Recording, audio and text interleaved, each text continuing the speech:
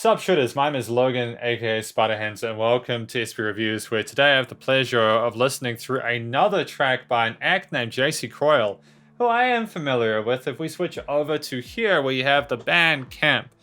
We have the band Camp So Smart Me. If we have a listen through this, it says Fusion Bass Jam in 7/4. I'll make myself small just so that you can see this. In fact, I'll remove myself entirely. There you go, JC Croyle, So Smart Me. I am genuine when I say this is I have so many questions about this art for the single. I'm sure they will be explained as we listen through the track. So without further ado, we're going to listen through this song from start to finish and hear what you think. I'll just turn off my camera to run out of footage because Canon cameras only being able to record for 30 minutes, all that kind of stuff. Let's go.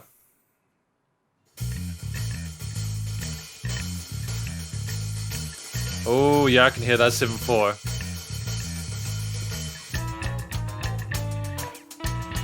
Oh, it's kind of progressive jazz fusion and stuff, isn't it?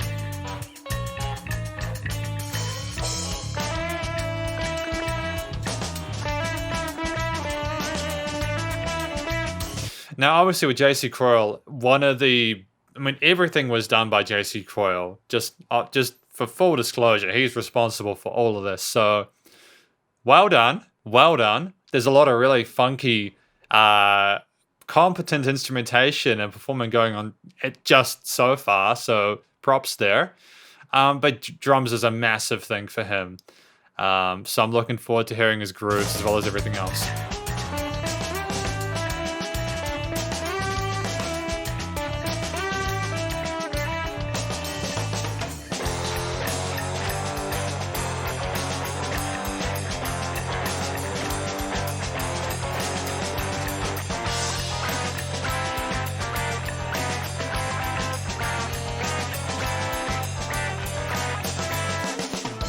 Now, before I go any further, you may be wondering, why mention the fact that it's in 7/4?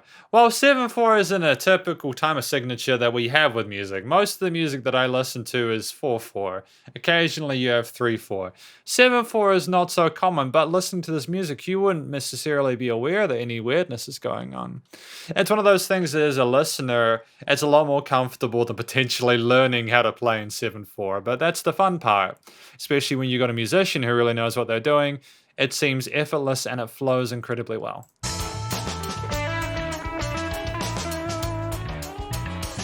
So much coloration in the overall harmony.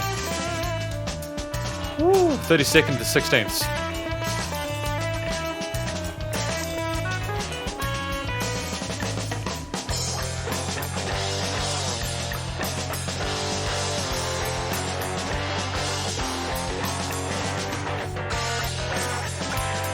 I'm liking how we have that low end and then we're going up to the high end with this guitar riff and everything else is being really supportive of it. It's like we know that we can't just have everything trying to be the front man at the same time and we let the instruments each have that a little bit. That's really good composition there. Bass and low end following the root notes really well. It's cascading melodies here. Are those tritones or something like that?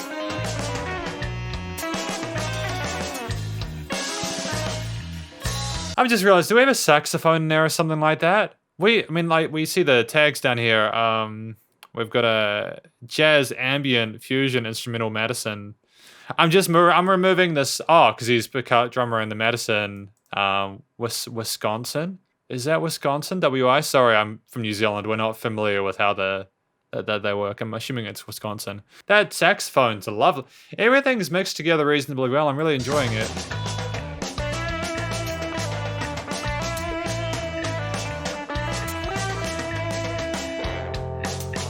Ooh, okay. That's spicy, dude.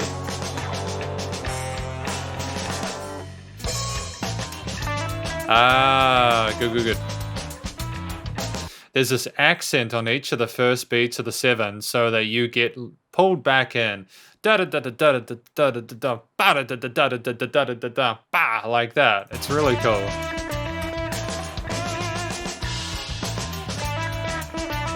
Oh, and the guitar and sax are in unison, aren't they? That's a fun thing.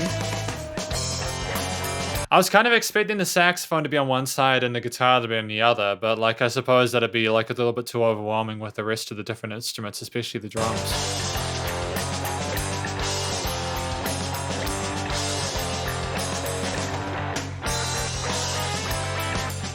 That bass line just rolls, dude, though. It's so smooth.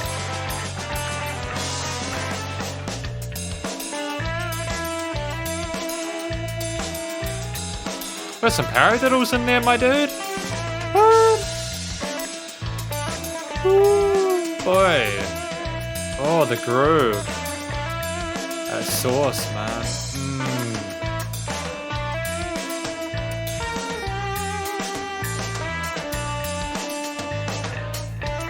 It's just so satisfying. You have several different instruments kind of going in their own direction and kind of filling in the individual little gaps that are there. Then they all come back in together at the same time. It kind of resolves itself over and over. It's like a constant dopamine hit.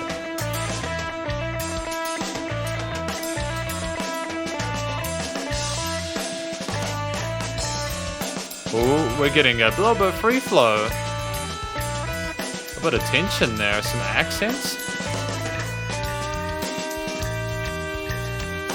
And the energy just peters off a little bit. Cool, cool, smart move. Ooh. Ooh.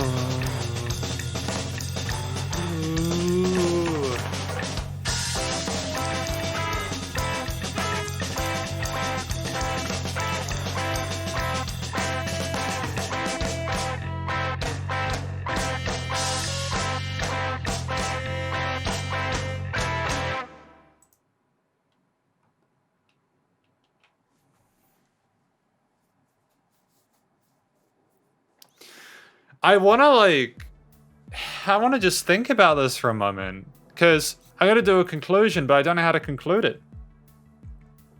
I don't have any complaints about it. My inclination when I do these conclusions is to go through the traditional process. So I'll do the traditional process, because it's important to have consistency among reviews.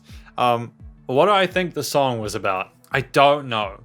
So smart me, because of the complexity of the harmonies and the percussion and everything like that.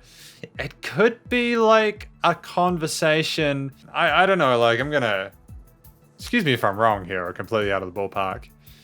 Is it like a comment on people who think they're smarter than they are, and they make a lot of noise and there's a lot of bravado and stuff like that, but in actuality it just comes off as ridiculous? I'm looking at the album art here, the single art. I get the impression that she's like, wow, look at me, I'm on a shark. And like, I don't know how else to take that. I love that I'm confused by it, because music doesn't need to be easy or obvious. It can be a little bit sassy sometimes. I could be overcomplicating it. It could simply be just JC Croyle finding a cool riff, a cool groove, and wanting to capitalize on that by putting these other parts together and accentuating it and making it fuller and turning it into a song. And I adore that so much. The song structure, I'm pretty sure that was through composed. I mean, it was an instrumental, obviously. You had a main motif or a main theme that he would return to. He'd go on these different little adventures throughout, and some instruments would have a bit more of a thrash around, and I mean that in the most genuine way. I'm not being facetious. Some of the stuff was phenomenal, like that drum stuff near the end with the 16-32 rolls, or like I couldn't even keep track of it, man. Like, I love it. I'm not trying to be like super generous or like overly kind or anything. As someone who's been doing these reviews for a while now, I can appreciate when someone's clearly competent on an instrument, let alone the rest of them. So that's fantastic. For the performance to have gone as smoothly as that, in a way that was clearly recorded in an analog, like it was a performance. We were capturing a live performance there. I mean, I know that he probably couldn't play the 7 instruments at once, but he wasn't trying to beat match the drums or anything like that. It was all Oh, it was exceptional. I adore the voicings of the different instruments. I liked how the saxophone, I could be wrong, saxophone and the guitar, lead guitar work together. I liked how, despite there was this complexity within instrumental sections, there was never came as pretentious or unnecessary. It was always sort of like, yeah, okay, I get why this is being done. Oh, it's getting a bit spicy here, but he's pulling it back at the right time. It never was overwhelming, aside from that kind of stuff at the end, but not in a bad way. It was more like, wow, I've just got to pay respect to that. That's some pretty sassy. And it was smart to have that at the end, because there's some people that might hear that if you put it at the start, I'll go, oh, that's just going to be the drums the whole time, right? Whereas if you have it at the end, it just keeps getting better and better and better. He can really drum, and it kind of like a frog in a pot being boiled. You just don't realize how deep you've gone until you're needing to jump out. The recording, mixing, and mastering was sensational. I loved it to pieces. I like, if I was nitpicking, I would say like it sounded like the rhythm guitar was in the rhythm of the mix. In the middle, in the rhythm of the mix. In the middle of the mix, it would have been cool to maybe have like the guitarist panned on the side or something like that. But it's also a stylistic choice to have them in the middle. And it could also be my ears being funny because I've done a lot of reviews today. I mentioned the part about the lead guitar and the saxophone facing off each other on opposite sides.